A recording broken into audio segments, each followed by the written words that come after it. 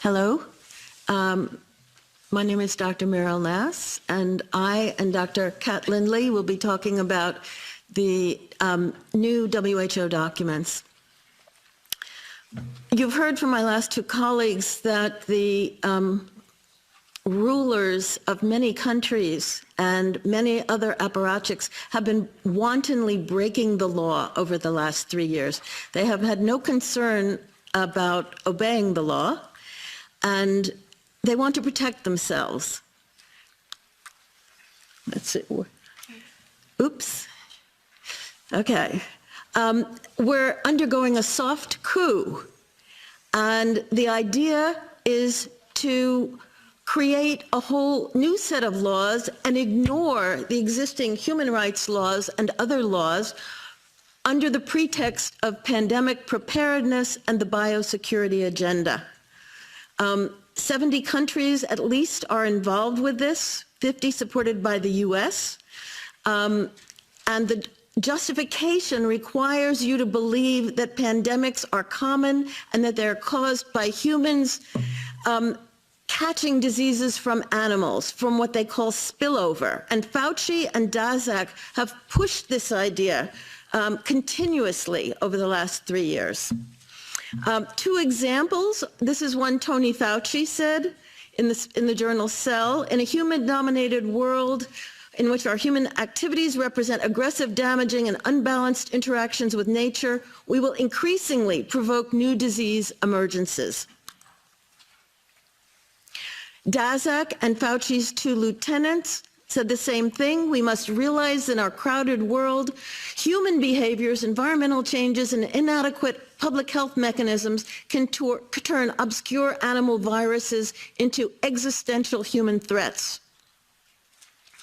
And who is going along with this? Basically, all the major multinational organizations, as well as all our health authorities.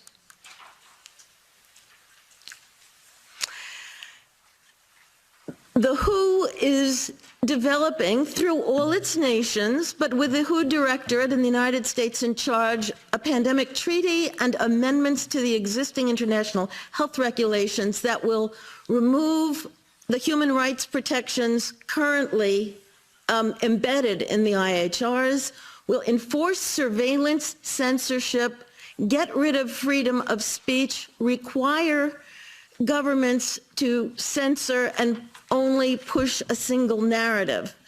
Also, we will be subject, if they can make this work, to vaccines developed in 100 days, which the organization CEPI is planning to do. And one of the people who founded CEPI was Jeremy Farrar, who is now the chief scientist at the WHO to bring this forward.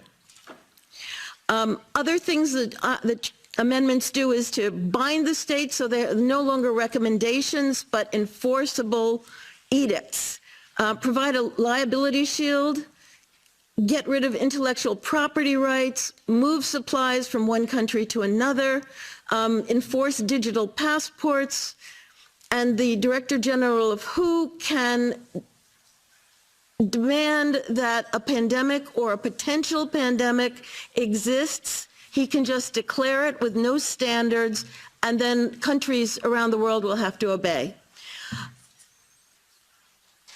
Also, the WHO will tell you what drugs you can and can't use in your nation once a pandemic is declared. Obviously, the budget will increase. One Health is another part of this.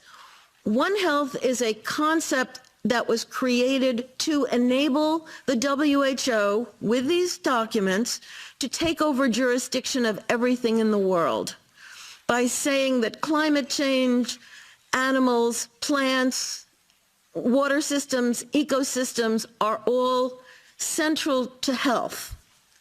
Also embedded in this concept is a peculiar notion that humans are no longer of greater value than animals. Humans are no longer of greater value than animals.